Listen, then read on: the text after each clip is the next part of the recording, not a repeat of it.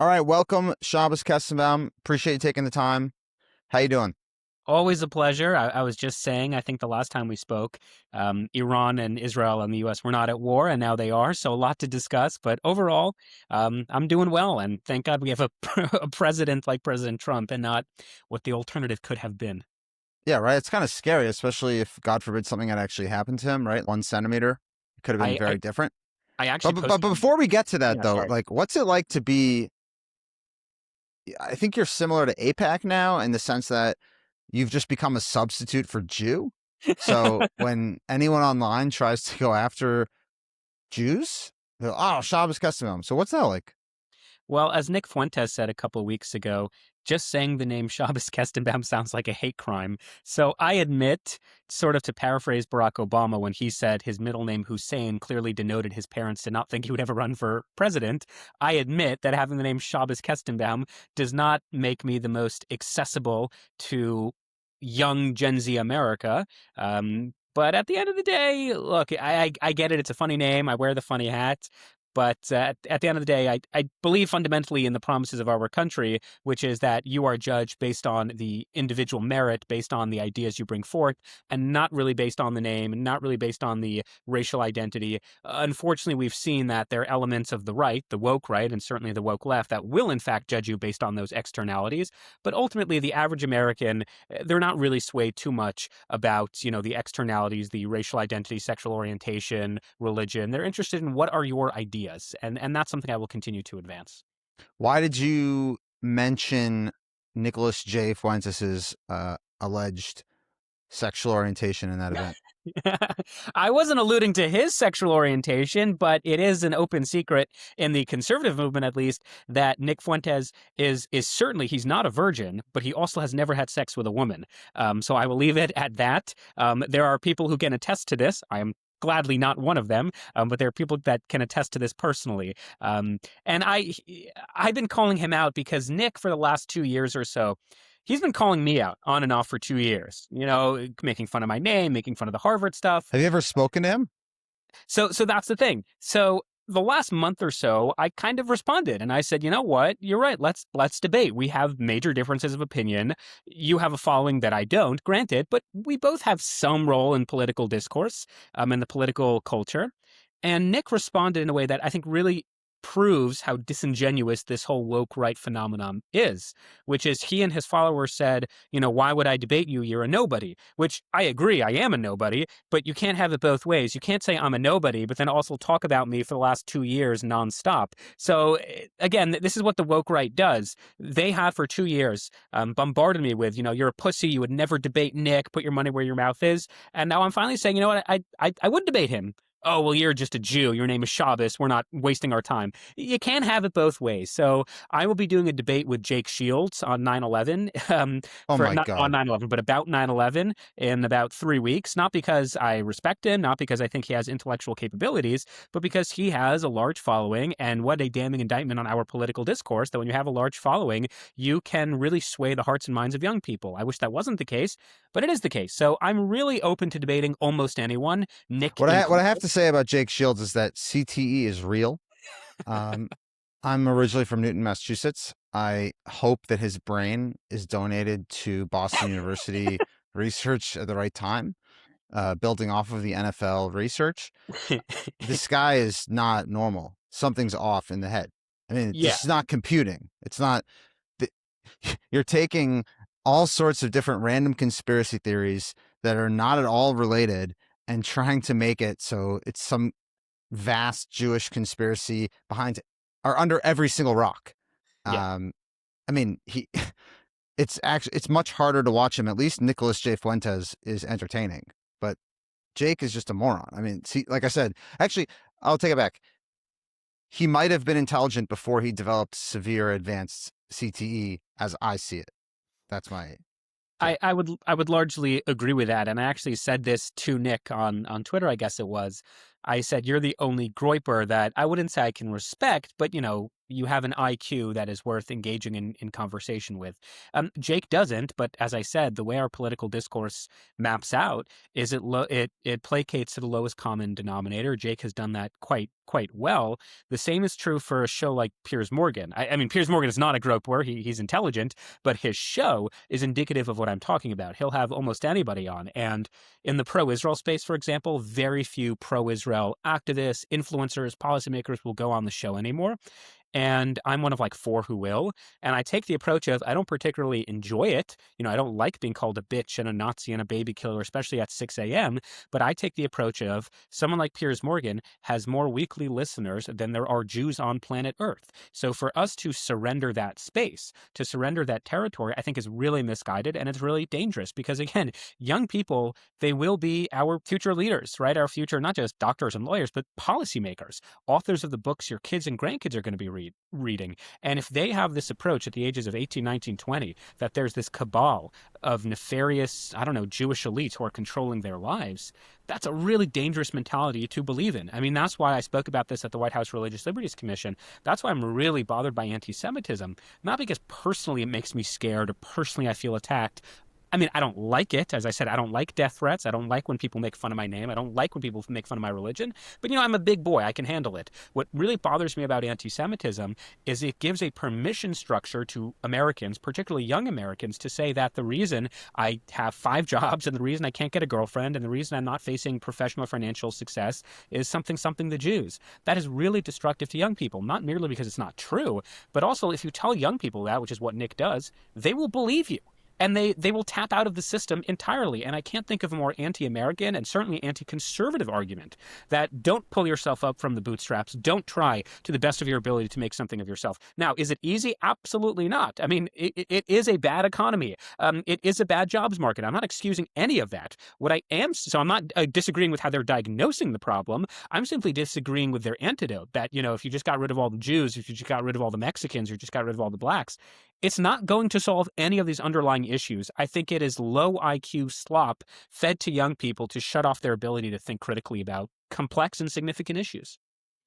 If you look at Zoran Mamdani, he and I were both in college about the same time, Hmm. and he founded SJP, and it's only a decade later that he's now, or SJP at his college, and then I believe it was Bowdoin, and then a decade later, he's now the mayor of New York City. So you actually see the consequence of this inaction and of this ridiculous line of thinking. You're currently at PragerU, and we can't talk about anti-Semites and whack jobs without mentioning Candace Owens. Candace Owens used to work for PragerU. So as you see it, like, what happened between the time that she signed a contract there to where she is now, where she's accusing Jews, Israelis of committing 9/11 and discouraging people from uh, active military service in the United States? Yeah, it's a painful issue for us at PragerU, especially the people who knew her personally, the people who knew her well, and the people who gave her a platform. This isn't just true of PragerU; it's also true of the Daily Wire. It's true of people like Ben Shapiro. She really was an important voice in the conservative movement. I'll be a little shallow for a moment, but to have a young, articulate Black woman talking about the dangers of Black Lives Matter, that was a role that she filled, and she filled really well, talking about kind of what I was just saying, how you are not defined by your racial identity, your sexual orientation, but the ideas you're bringing forth. That voice was so sorely needed, and Candace was just an excellent progenitor of that thing.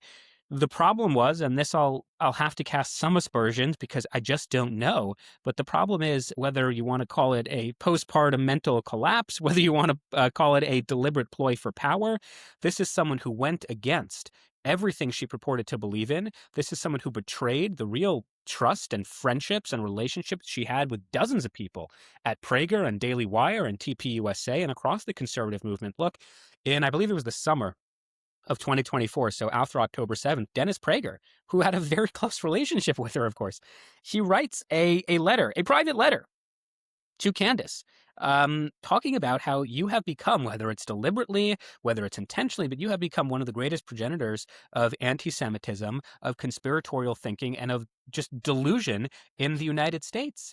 And Candace loves that letter because she uses it as a ploy to say, you see, they're silencing me for daring to question Israel. They're firing me, they're kicking me out of these spaces because I'm the only one who's asking these questions, which again is sort of the hallmark of just a megalomaniac. I'm the only one with truth. So you can't trust anyone. You can't trust Charlie Kirk, you can't trust TPUSA, you can't trust Prager, you can't trust Ben, you can't trust Daily War.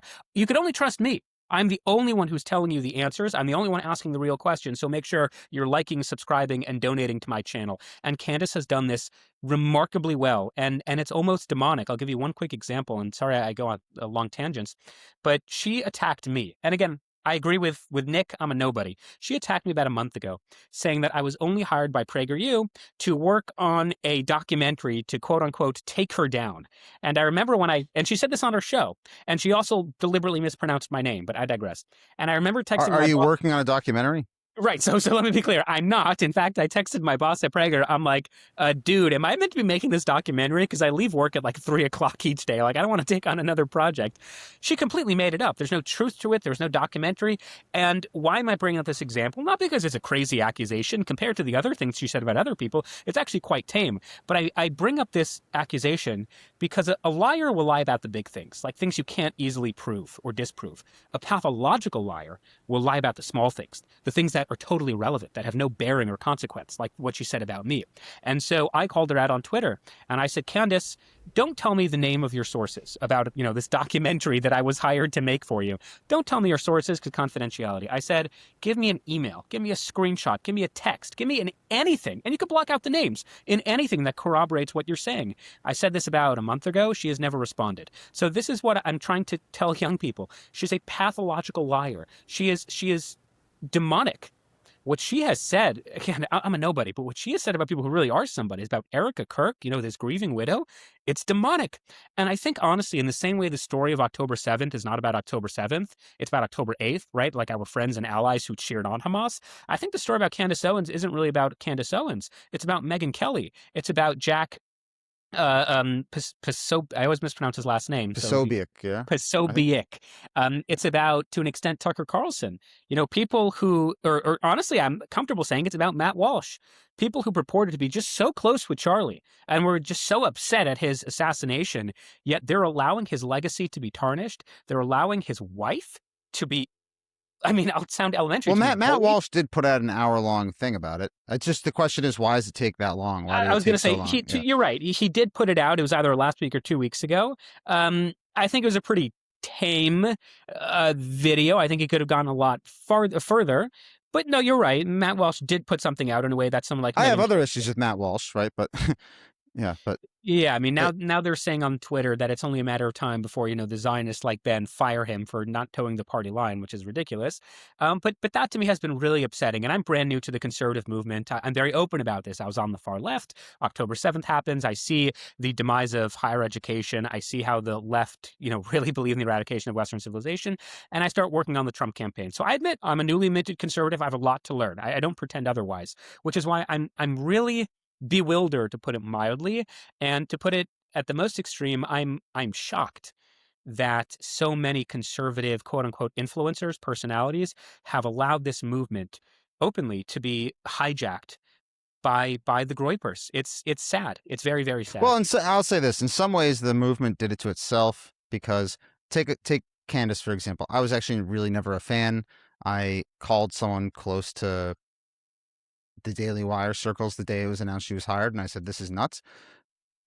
That's a fact. I just think that trying to play to the hard left doesn't make sense, right? If you have a legitimate argument against Black Lives Matter, it could be called out regardless of whether or not you're born in America or whether or not your skin is particularly dark or not. It doesn't really matter, right? It should be based on the ideas. And when you start catering based on the identity politics that the left is trying to push, I don't think it leads to a positive end. So I always had a little bit of a hesitation about that, and I think that in some ways you actually see this is the fruit of that very poisonous tree and idea. And I've said this publicly a few times, but I remember when I first got to know Charlie Kirk, and we were close for about 2 years, speaking all the time. he was getting attacked by Stand With Us and ADL and other people for bringing conservatives to fight BDS hearings instead of fighting from the left with the LGBTQ trans coalitions trying to fight BDS that way. He was actually seen as a provocative and Yeah. negative figure in those early days he was trying to get involved. So it kind of just goes to the heart of what people were looking for, having the right messenger, which I prefer now, in which people are encouraging others to just think about the ideas and not just say, oh, you can only speak about this issue if you're a woman, or oh, you can only speak about this issue if you're African American. I think that's actually just a problem. And I think that's what we see happened with Candace, right? Candace started probably as far left as you. I think that's a really good point, and let's use Charlie as an example. When he spoke about Israel, which this conversation is not just about Israel, but Israel happens to be a really good manifestation of this. Why was he so effective?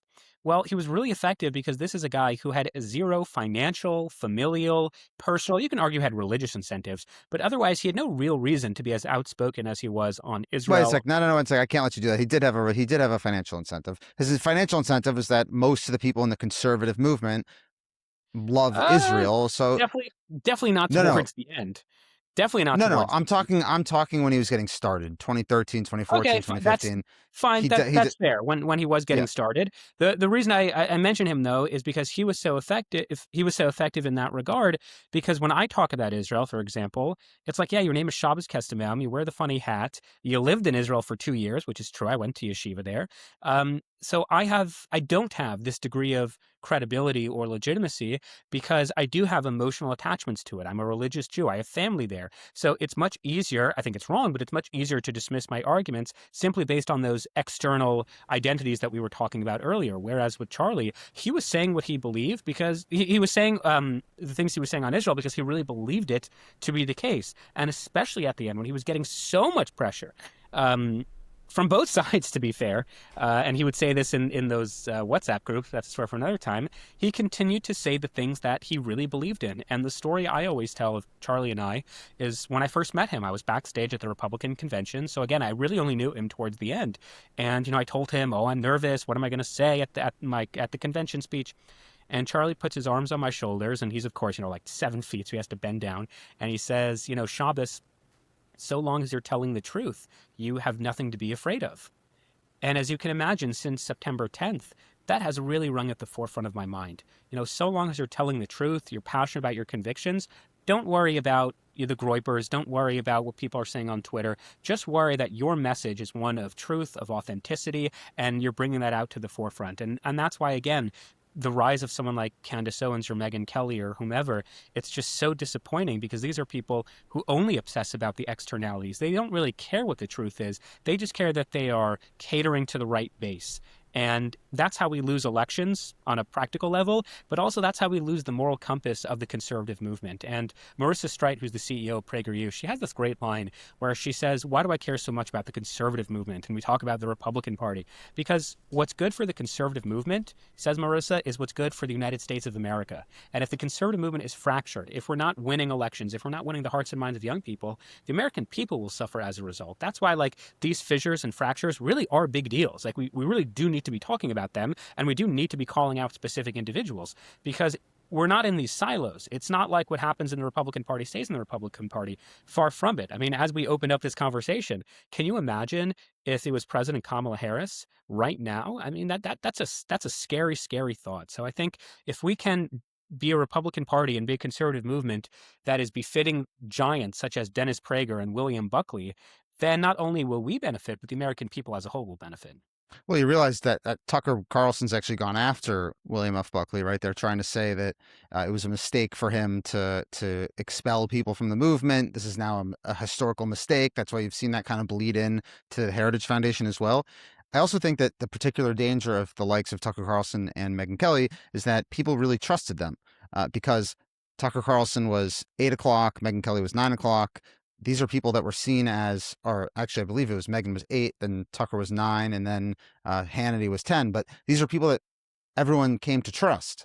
So you really saw them day in, day out. And these are people that you were reliable in the conservative movement. And now they're using their forums to spew all sorts of insane garbage. I think Tucker's gone so far that hopefully most people actually see what he's doing. But it's much different than having some carnival barker come up through YouTube, right? Yeah. There's certain generations never going to watch Hassan Piker or whatever is going on Twitch and streaming and things like that. But when you're used to actually consuming this stuff day in, day out, it's particularly dangerous.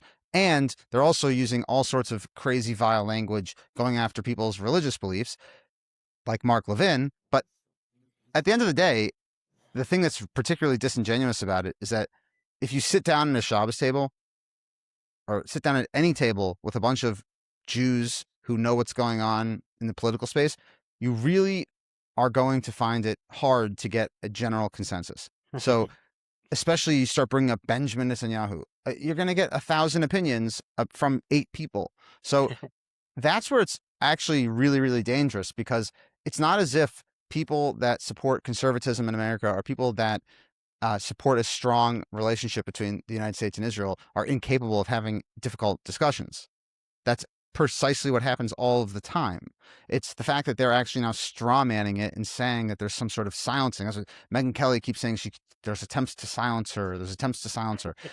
And that's really, I think, the most dangerous part, because they're making it seem as if there's not a genuine conversation when most people just want to have a genuine conversation like the one we're having right now. And you and I don't have to agree on everything, and that's fine. But they're just creating these imaginary conversations that are not happening. I love everything you just said. I mean, there's so much to unpack. I'll go with the last thing you said about this silencing. I was on a podcast, Chicks on the Right, a few days ago, and they brought this up, that Jewish, or I shouldn't say Jewish, but there's this idea that Zionist voices are silencing those who don't toe the party line. And I'm like, do you guys have Twitter? Like, do you guys have social media? If you want to maximize your followers, if you want to have brand deals, if you want sponsorships, the quickest way to do it and the easiest way to do it is by turning on the Jews and turning on Israel. It's almost guaranteed success. Carrie Prejean Bowler, who is the White House Religious Liberties Commission. By the way, I love her husband was great. What the hell? That's what I gotta say. That's very funny. He's a pretty good NFL quarterback. Yeah. Right. Yeah. I don't know what happened with his wife, but she had, let's say the number was 3,000 or 4,000 followers on Twitter on the day of our hearing. She becomes this self-proclaimed martyr for defending the Catholic faith, even though there are like 5 Catholics on the commission. She's fired for daring to question the Zionists, and now she has on Twitter alone, from 4,000, she has, I believe, 140,000. So if you, again, want to be in a position of leadership and have a platform, the best, easiest, quickest thing you could do is just turn on Israel. I always make this point as well. I'm known, for people who know me, as, among other things, being staunchly pro-Israel and being a Jewish activist. If I came out tomorrow on my Twitter, or if I came out to you, Daniel, right now on this podcast and said, you know what? I think the other guys are right. I think I've been lied to for 25 years. I've been paid by the Zionists to go to Israel. And I realize not only have they been conducting a genocide, but they very much do, in fact, control our politicians. AIPAC does have its tentacles on Democrats and Republicans. If I were to say that earnestly and honestly, oh my platform, I would go from a 0, to which I am now, to 100 in a matter of days. I would be on Al Jazeera the next day. I would have a profile on Dropsite Media the next day. It's not even hard. It's really those who have convictions, even when they're unpopular. That's the true hallmark of, someone like Charlie Kirk. That's the true hallmark of whether they have earned their right to, I don't say to be listened to, but they're an honest, genuine person, and they're going to say things even when it's not popular. And I think that's what Ben Shapiro does really well. He's been vindicated, by the way. Same thing with James Lindsay. They were saying things that were incredibly unpopular. And slowly but surely, I think all of them have been proven right, unfortunately. I'll also just add, when it comes to Ben, I used to work for Ben for almost 2 years. The biggest challenge, one of the biggest challenges for Ben, as I see it here from a little bit far away, is just that the bench is pretty thin. So if you look at voices over the past decade or so that have either passed away or are not writing as much as they were, God should bless Dennis Prager with full, complete recovery.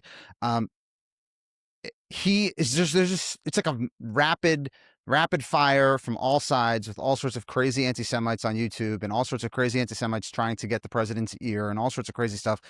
And Ben is certainly a tremendous advocate on behalf of conservatism. And as we've now seen, the bench is pretty shallow.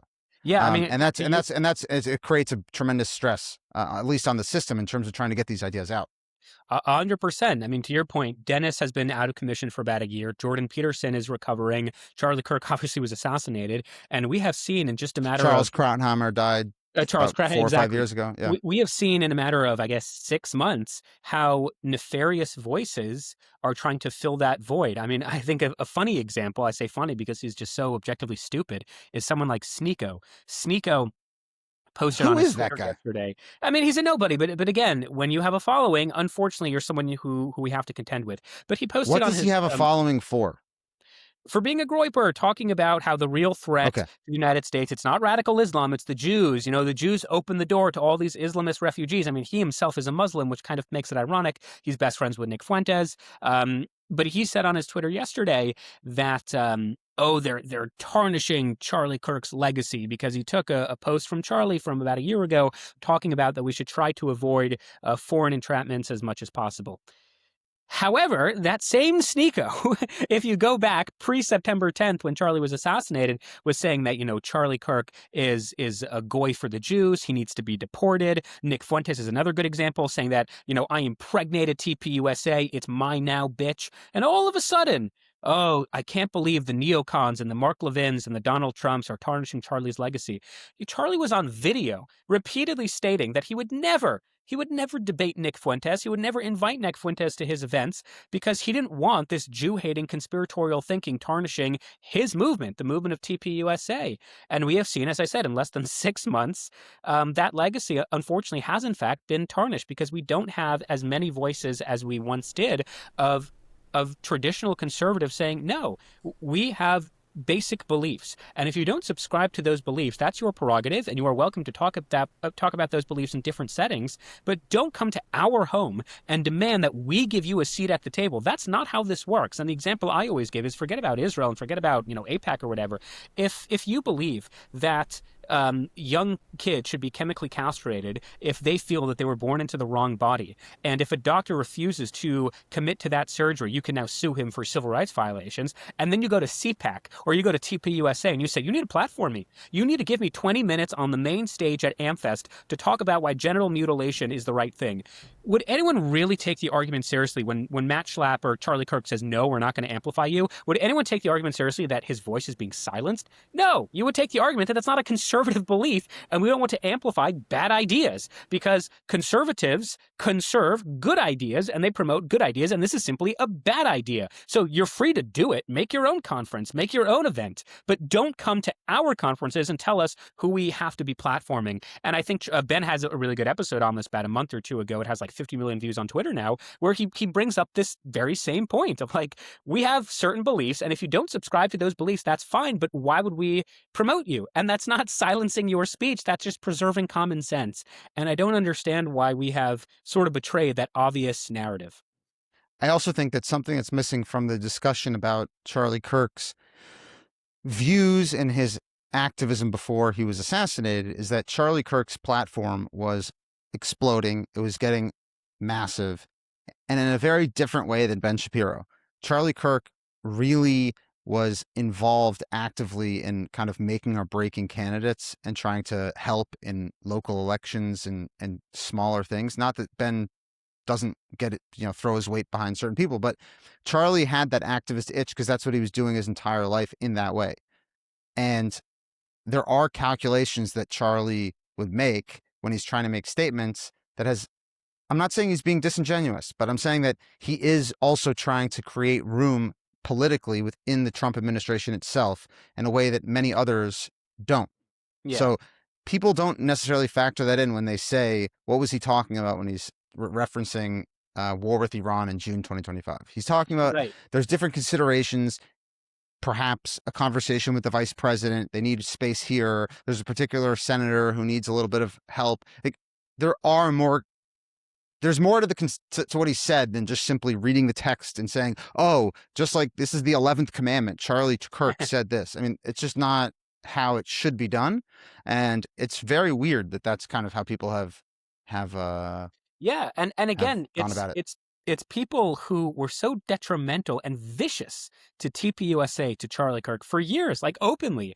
They're the first ones to say, "Oh, we're tarnishing his legacy." I mean, while he was alive, you attacked him in such personal, horrific ways. Again, calling him a slave to the Jews, saying that he had no autonomy within his own movement. But now that he's dead, you want to capture his base and you want to hijack what TPUSA was all about. So even if you were to believe, and I think there's room for debate on this, to your point, that Charlie would have been against the current military strikes in Iran, which I don't think he would have been. I think, especially if you look at the 12-day war in June, he was very much in support of it. But even if you want to take the belief that he would have been anti it, he would not have said that he was against the war for the reasons that you, Candace Owens, are against the war. As in, he would not have said that AIPAC controls our government and Donald Trump is a slave to Bibi Netanyahu. He would have a nuanced political take, which is what very few people on the right have anymore. They just have these grandiose beliefs that I don't actually know to what degree they believe in it. But can we just take a step back? I understand that he was assassinated September 10th, and as in the Jewish space, right? We're still in a veilus, okay? But like, what is this obsession with what Charlie Kirk would have tweeted or said on his podcast had he been alive in this instance? Like, I don't see most anyone asking those things about what would Charles Krautheimer have said? What would William F. Buckley have said? Like, that's the other weird, strange thing. Why can't we engage on the merits of the discussion based on how Charlie would consider having opinions? I just don't understand this obsession with, oh, well, he said this here. Like, Charles Krautheimer wrote horrible things about Donald Trump because he was mad about the sexism and a number of other things. And Donald Trump was going on and on about neoconservatives. And it was all, Trump 1 is very different than Trump 2. Fine. But what is this obsession? Yeah, I mean, to my point earlier, like, who cares? Well, I think it's a good point, but to my point earlier, I think the obsession, I don't know if I'd use that term, but the obsession comes from those nefarious actors who want to use Charlie, who was influential with young people and was tapped into social media in a way that, Charles Krauthammer and William Buckley obviously weren't. But they want to use that to say, Charlie is your martyr, Charlie was your political figure, and I am telling you, even though, I hated him for most of my political career, I am telling you, he would have been horrified, he would have been opposed as what Donald Trump is doing. So they're doing it in order to grant legitimacy to their own political biases and to their own contemporary narratives. As in, don't trust me, Candace Owens, trust your guy, Charlie Kirk, who would have undoubtedly sided with me. That's why they're doing it. It's for purely cynical and selfish political motivations. That's why, again, I think his legacy, unfortunately, has really been tarnished by people that he would have been horrified. Today, we're saying, we've tarnished his legacy. You're the ones who are doing it. And then there's, I think, a separate discussion, which is what you're getting at, which I think the discussion should always be. What is good for the American people right now, irrespective of what political figures or leaders might have said in the past, or even what they're saying right now, irrespective of what Sean Hannity might be saying, or irrespective on the other side of what Rachel Maddow might be saying.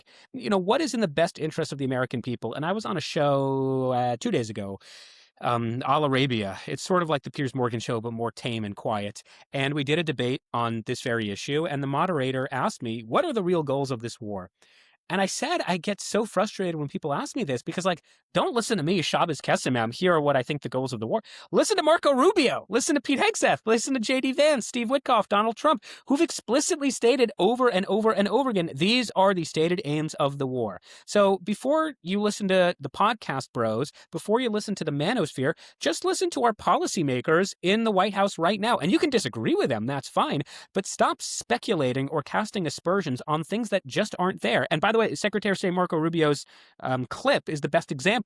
That 10-second soundbite taken out of context of a much longer answer kind of proves this point, that the podcast bros and the podcast universe, they're not interested in serious political dialogue or debate. They're interested in providing legitimacy and affirmation to their preconceived political opinions. You're telling me that Chank isn't into real discussion? What? I was Daniel, I was just as shocked as you were, but I'm beginning to suspect no, he's not interested in political debate. Which, by the way, I actually wrote this to Piers Morgan yesterday, and I contacted his team saying, please make sure Piers says this. But he's going on a whole rant against Ben Shapiro, and I won't get into it. But point being, I responded to him. And I actually ratioed him, which was kind of cool. But I said, Piers, you said you're in the interest of nuance. You're in the interest of the pursuit of truth. I have been called a bitch and a Nazi and a baby killer. I've been shouted down. I've been uninterrupted. I've been interrupted every single time I went on your show. How can you possibly state that your show is the best platform to arrive at the pursuit of truth or nuance when none of your guests, like the people you just mentioned, Shenkwi or Anna Kasparian, are interested in any of that? They're just not. They're interested in those 10-second sound bites. And this is why our political culture is just so dumb, because no one's watching a full debate, which I can get. Debates are long. All they're looking for is affirmation to their preconceived notions and then finding that 10 to 20-second soundbite as proof of what they already thought before, which is why, and this will be my last point, I'm sorry for giving a long answer, which is why when conservatives attack me, I shouldn't really say conservative, when the Groypers attack me as, hang on, you were a leftist. Groypers are not conservatives, so. Correct. Right. That's why I want to be clear. I'm not saying conservatives. I want to say Groypers. When they attack me, you were on the left 3-4 years ago. We can't give you any legitimacy. Leaving aside the fact, like Donald Nick just Trump said he's going to vote for Democrats. right. That's another good point. But leaving aside the fact that, Donald Trump was a pro-choice registered Democrat at one point in his life, leaving aside the fact that J.D. Vance said he was a never-Trumper and compared Trump to Hitler, leaving all those things aside, the fact that I'm able to admit that I was wrong, the fact that I'm able to learn from different ideas and different movements, that's actually what we should be amplifying and celebrating. Donald Trump won in 2024 because he had a massive coalition. He had a coalition of disaffected American Jews, of Asian Americans, of Black Americans. I mean, he had a remarkably diverse, not just ideological, but also like the things that the left is obsessed with, like racial diversity, diversity with sexual orientation, diversity with socioeconomic status. Donald Trump won because of this broad coalition. And so when people attack us for, well, you were on the left at one point, yeah, and now we're not. So if anything, we have a greater degree of legitimacy to say that if you, as the conservative movement, entertain people who believe that we should rape women whom we disagree with, that we should imprison all blacks, that we should amplify the voices of Nick Fuentes, the majority of the American people disavow extremism on both sides, whether it's the right or the left. So if we as conservatives try to amplify and acquiesce and placate to the Groyper base, who, to your point, they themselves aren't planning on supporting the Republican Party anyway, then we will lose elections. Just on a pragmatic, practical political level, we will not win elections in the future if we cater to this radical base. And I'm not going to name names, but if you are in the Trump administration right now and you believe you do have to acquiesce to that base, you do believe you have to tiptoe and not offend anyone, then I have tremendous doubts about your ability to run an effective campaign for president in 2028. I'll also just add, for someone like Chank, right? They keep saying Epstein. They keep bringing all these things up. First of all, Jeffrey Epstein donated a very insignificant sum of money to Friends of the IDF. So he donated for flip-flops and tampons, perhaps, or maybe, an outhouse at a base. But to implicate him as somehow being a card-carrying Zionist that's helping with the eradication of foreign armies is completely nuts, okay? FIDF is not a serious way of actually helping the IDF. Just want to put it out there. Second of all, they also make up these crazy conspiracies as if a financial contribution of $25,000, if you're worth $1 billion, is anything more than a social currency so that you can tell someone, I helped your charity. I got news, Cenk. Jeffrey Epstein did not give a crap about any of these things, okay? So just putting it out there. And they always take these small, crazy things like that and then apply it to like it's some secret organized cabal. Just had to be said because I tried to say this to him on X also, but I'm so glad you brought up the Epstein files for a bunch of reasons. First of all, granted, it's just insane. Yeah, granted, unlike someone like Cenk, I have not read the 3.5 million pages, although he insists he did, which would take you thousands of years. But there is one email in the Epstein files where I don't remember exactly who, but someone is inviting Jeffrey Epstein, like, let's do this meeting in Israel, and I'd love to show you around. And Epstein is like, I fucking hate Israel. I never want to go there. Yeah. Like, leave me out of it. No, it's just, I really do wish it was pursuit of truth on this, because so many people are just taking these little nuggets, making it into a huge, big deal, and then trying to smear everyone and say that this must be how they're thinking. Whereas if you actually took a real approach to how people that are extremely wealthy give charity, it would be a very different situation. And also, like, as much as I disagree with Michael Tracy on a bunch of things, but when it comes to the Epstein files, he seems to be pretty rational.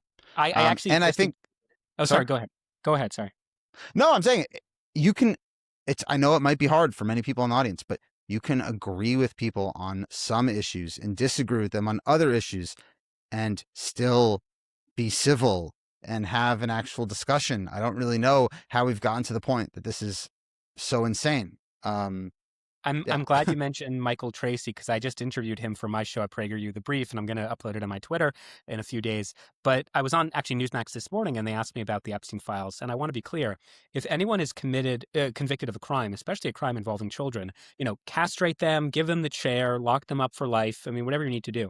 The problem with the Epstein files is they aren't alleging that there's any there there. It's like, what is the specific crime? Who specifically committed it? And like when, where, and what do you want to do in terms of prosecution? But the Democratic Party, who, by the way, were sitting on the Epstein files for 4 years and did absolutely nothing about it, are you really trying to tell me that Donald Trump was implicated in a child sex trafficking ring, and Joe Biden and the Democratic Attorney General Merrick Garland and Kamala Harris just didn't do anything about it for 4 years? If there's a specific crime, then say it, and then I will agree with you. Let's prosecute those people, whether it's Donald Trump or anybody. Les Wexner, say the thing. The problem is they're not saying the thing. They're just positing theories that there must be because, some literally a psych ward patient called the FBI and made accusations that were not corroborated in fact or reality because she never even met Donald Trump, but because the FBI has to write it down because that's their legal obligation, and therefore it appeared in the Epstein files, it must be true. This is why, to his credit, Trump said,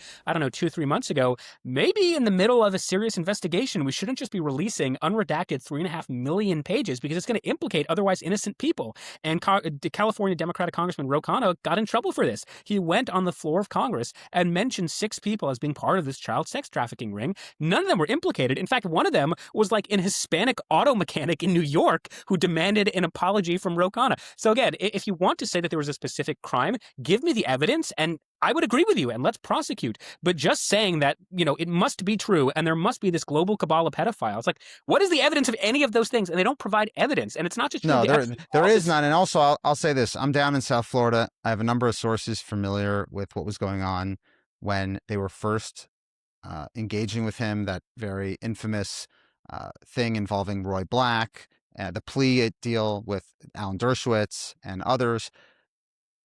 I'm working on actually being able to put some of these things on the record and being able to perhaps even having a podcast about it. The situation that was presented to the district attorney here is very different than what's being presented to the world as definitive evidence and what was definitively known. I'll put it that way. And it's just fascinating. People just run around. They don't actually look past a headline. They assume, I think this is a holdover from the Me Too movement, believe all women. There's nothing that can be wrong. There's nothing that has to require evidence. It's just that they said it or they felt it or they think that it happened and therefore it must definitively have happened. And that's not to say that people shouldn't be taken seriously. They should, but it should be taken seriously with evidence and a way of actually cataloging this evidence. And when it comes to this Epstein stuff, I think if the guy's name was Chris Smith, it would not have the heat that it has right now. There is a Jewish aspect to it that they're trying to, tying it to Israel. The idea that because he's Jewish, therefore he must have been in the Mossad or some sort of foreign intelligence. Again, there's an underlying current there, which is just, I think is pretty robustly anti-Semitic. That's my take on it because it's just there is not there right now. Yeah, I would say that's totally fair. And to your point with the Jewish component, look, the IRGC and Iranian state media, they're referring to this war as the Epstein class, versus the sovereign. I think Max Blumenthal said Operation Epstein, Operation Epstein Fury or something. Exactly. Yeah. Russia Today has said it. So all of our the Chinese state propaganda has said it. All of our ideological adversaries are loving this disunity. They're loving this disinformation. They're loving it because so long as you can divide the American people over things that aren't substantiated, they will become, a weaker populace as a result. I just want to say one last thing, because I know we're low on time, and this is totally not related to our conversation prior, but I think your show is the only platform whereby I can say this, and perhaps our audience can appreciate it. Right now, obviously, Israel and Iran and the United States are engaged in this existential battle. We really have the opportunity to, liberate and free 95 million Iranians who've been asking President Trump and asking the Israelis to intervene. Having said that, something that has bothered me, and I wasn't sure if I was going to make a tweet about it. I don't think I will, but on your show, I do want to mention it.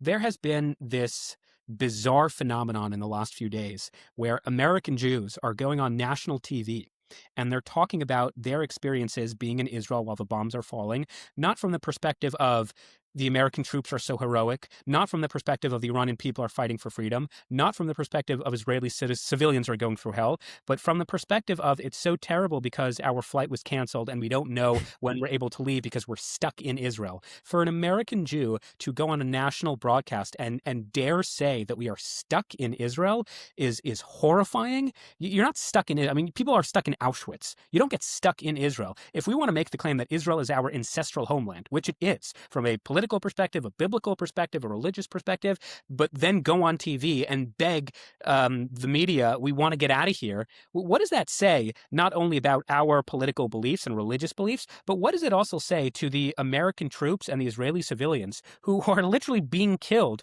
for fighting for freedom? You're not the concern here. You're just not. Now, we should get you out, and the U.S. Embassy is doing a great job, and there are these backroom channels. Absolutely, it's an issue, and it needs to be addressed, but not an issue that needs to be addressed in front of a global audience because you are not the victim and you are not the story. And that has really been... Just go back to the stairwell at the David Citadel. I think you're fine.